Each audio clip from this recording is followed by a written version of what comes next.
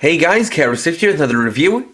This time I'll be reviewing the RKF Rider Armor series, Kamen Rider GO2 from Kamen Rider GO. This is a posable figure of Kamen Rider GO's first non-armor power-up form, which also includes one weapon. So, let's get started.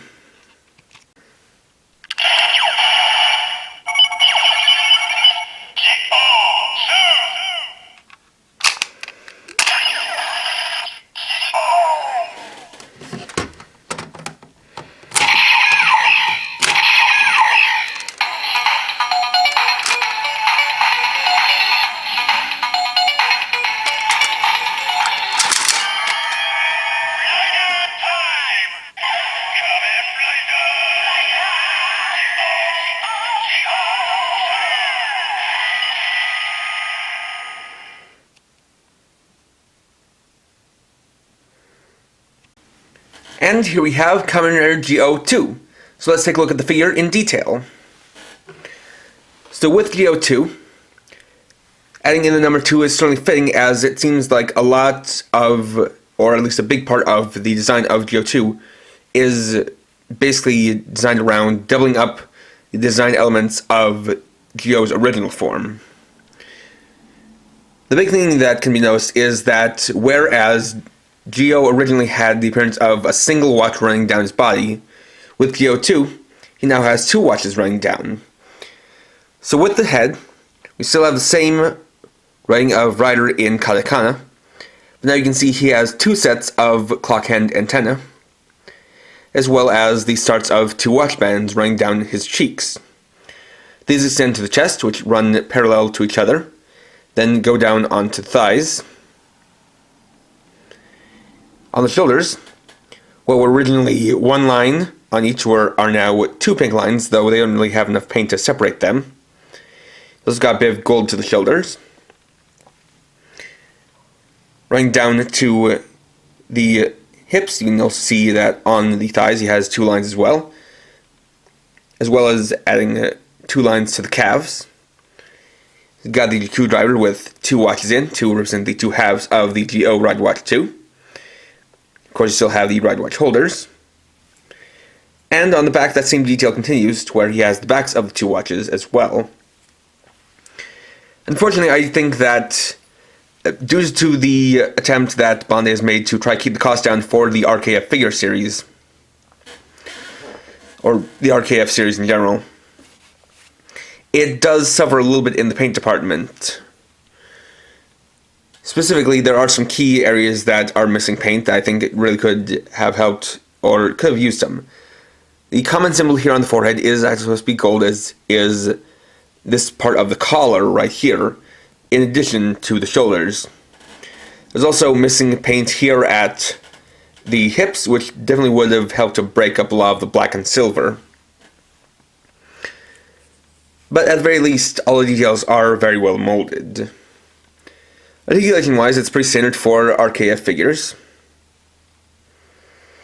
Got a ball-jointed head.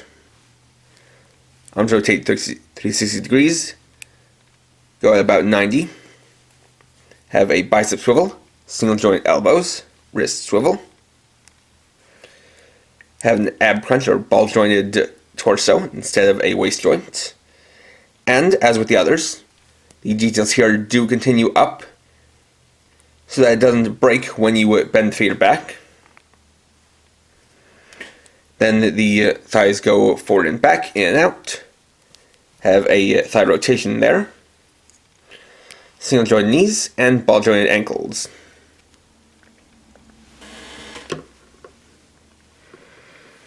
Included with this figure is the Psycho-Gi Raid. So, as is to be expected, this is done in single solid colored plastic, but it has all the details it needs to. You can see all of the molding in the blade as well as on the face, which also has the proper writing for the face and all the little details, as well as the handle with the trigger portion on the right side. Though for the sake of making a more solid piece, they did fill in this space, which would normally be the connection port to attaching to the Gi Raid, and then has a single hollow port or hollow point on the back. And as is usual, this can simply be slipped into his hand, like so.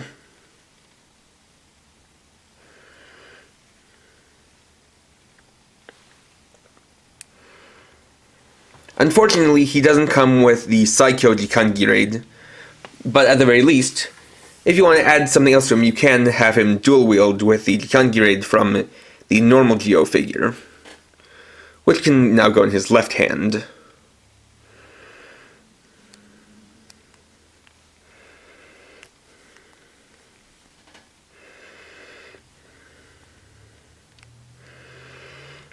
So something like that.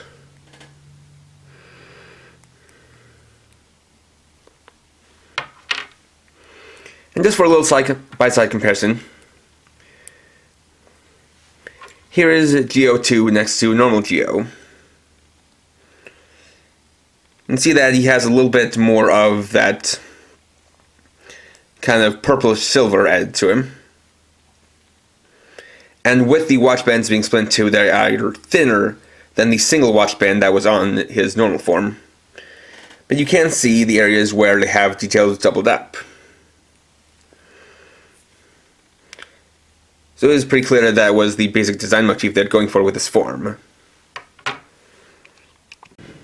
Additionally, similar to the Kamen Rider Waz figure, even though it can't use armor time in the show, this figure does have ports to make it compatible with the other armors in the Rider Armor series.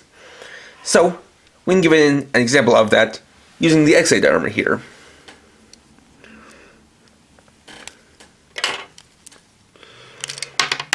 So of course, we'll take it apart as always.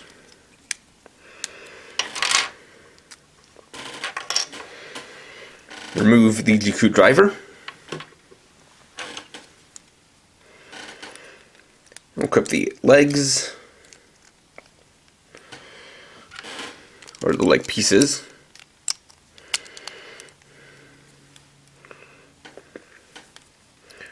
Remove the ride watch holders and put on the arm pieces.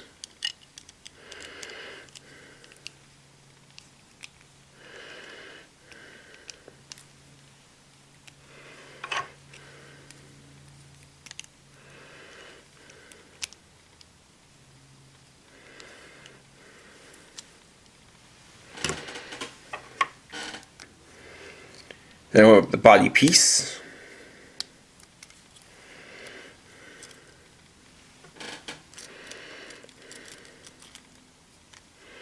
Drape that over.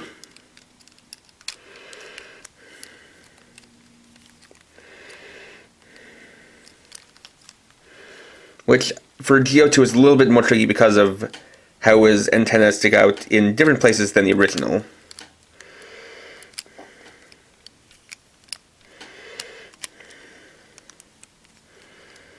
With a bit of fiddling, we can get it on there.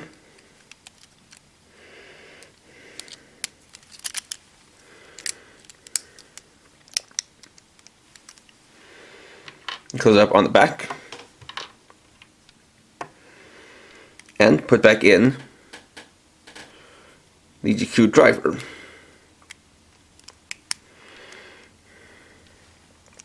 Now, I haven't tested it, but I do want to see if this can be equipped, and as it turns out, the mask actually can't be equipped because of the different antenna shape. But here we have Kamen Rider Geo 2 X-Aid armor. And it does look pretty much similar to just normal Geo X-Aid armor, with the only differences being that you can see the head up here, and then these lines coming through the thighs. But at the very least, they are compatible, so it does give you that extra bit of playability. And there we go. So overall, while Kamen Rider Geo 2 is not the most dynamic looking powder form, especially because it uses a pretty basic design motif or design methodology to create a kind of upgraded base form, this figure does a decent job at replicating it. It does get all the details down, though admittedly it does kind of shrink them down so it can fit some of the armors on, and it is missing some paint details that it certainly could have used. But, like I said, it does have that same level of articulation as the other RKF figures, and you can tell that all the details that are supposed to be there are there. Additionally, while it is a bit of a shame that it only includes the base weapon for this form and not the combined weapon, with the way that the RKF series has released weapons in the past, it's possible that they may just release the Psycho Jikangi raid with another figure later down the line. And if not, there are always other figures like Sodo and SH Figuarts that may have that combined form. But if you are in the market of collecting the RKF figures and you're looking for that figure of this form, then, I would say go ahead and pick it up, though there may be something better that comes further down the road. Next time, I'll be reviewing the Deluxe Kikai Mirai Watch. So, thanks for watching. If you enjoyed this video, please leave a like. Let me know your thoughts down in the comments. And if you're new and would like to see more, please subscribe and hit the bell icon. And for now, this is KRX50, writing off.